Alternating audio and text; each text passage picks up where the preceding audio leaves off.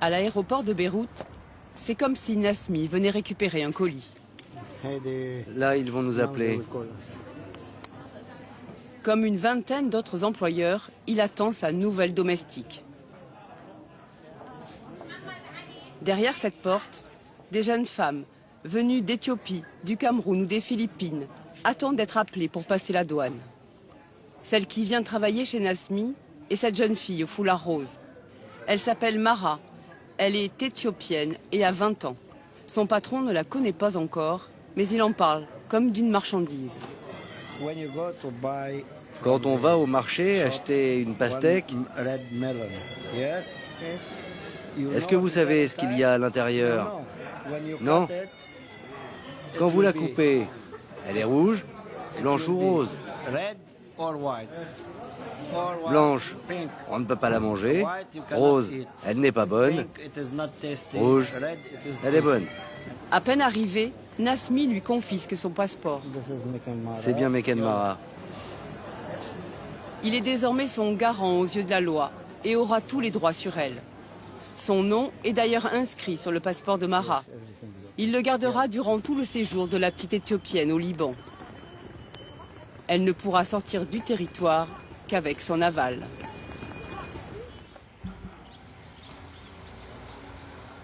Dans la famille de Nasmi, tout le monde attend l'arrivée de la petite nouvelle. Et l'accueil est pour le moins glacial. Tu t'attendais à un top modèle? Son visage est acceptable, non? Elle a des cheveux? Enlève ton foulard. Oui, c'est bien. Enlève. Elle ne te comprend pas. Enlève, enlève qu'on voit tes cheveux. Non mais vraiment, Nazmi. Mon Dieu, elle est très moche. Le bébé. Comment va réagir le bébé dont elle va s'occuper? La jeune femme ne comprend pas ce qui se dit autour d'elle, car elle ne parle ni l'anglais, ni l'arabe. Et sans ménager son intimité, ses affaires personnelles sont déballées au vu de tous. Des habits, à manger. Elle est nouvelle, donc elle ne sait pas. Les habits, c'est moi qui vais te les donner. Puis c'est le passage obligé de la douche et du shampoing anti-poux. Il n'est pas dit que Mara en ait, mais la famille considère cela comme une formalité préventive. Bien, Mara, ça va? Douche, bien? Tout va bien? Sans plus tarder, Mara commence son apprentissage. Première leçon, comment faire la vaisselle. Tu fais comme ça. Toi, voire moi. Dis-lui de faire comme j'ai fait. Son employeur lui parle comme à un enfant qu'on encourage. Très bien. Bravo. Encore. Oui, oui. Bravo. Ferme le robinet. Accroche ça là. Accroche. Là. Très bien. Quand c'est fini, fini. Assieds-toi. Une fois le travail terminé, elle peut s'asseoir. Mara vient de vivre sa première journée de bonne au Liban. Le lendemain, vêtue de son uniforme de travail, Mara est emmenée par ses patrons à l'agence de placement par laquelle elle est arrivée.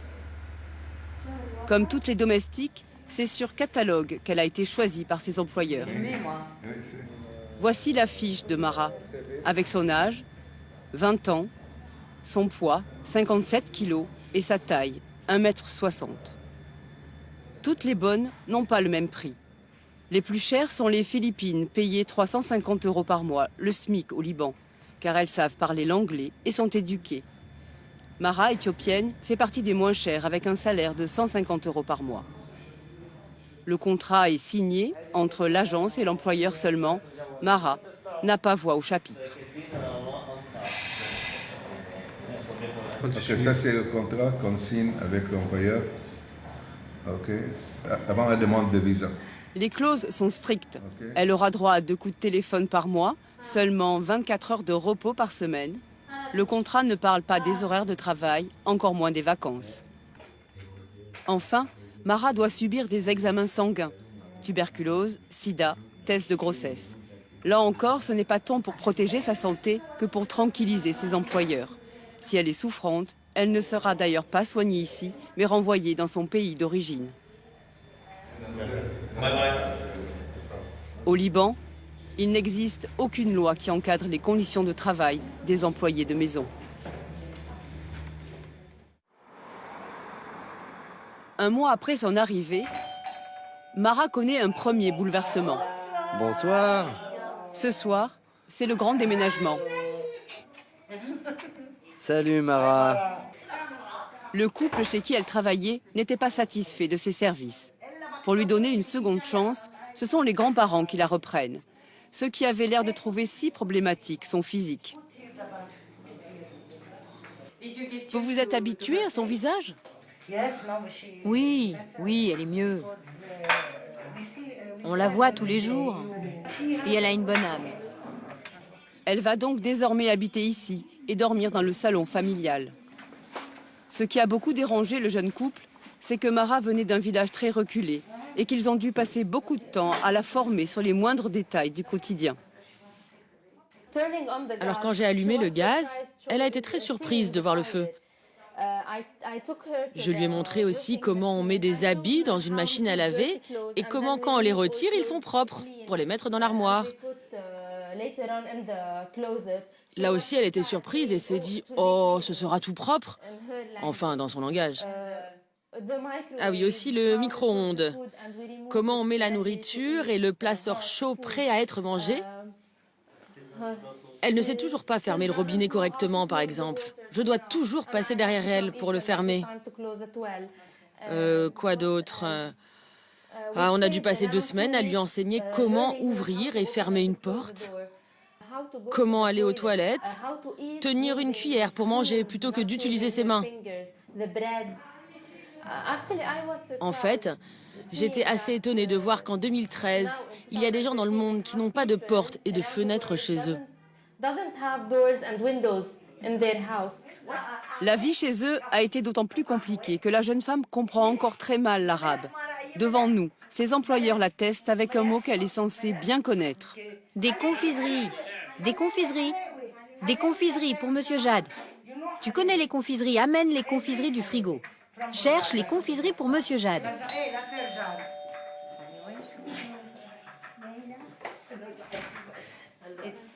Non, pour Monsieur Jad. Monsieur Jad. Qu'est-ce qu'il mange? Des confiseries. Où sont les confiseries, Mara?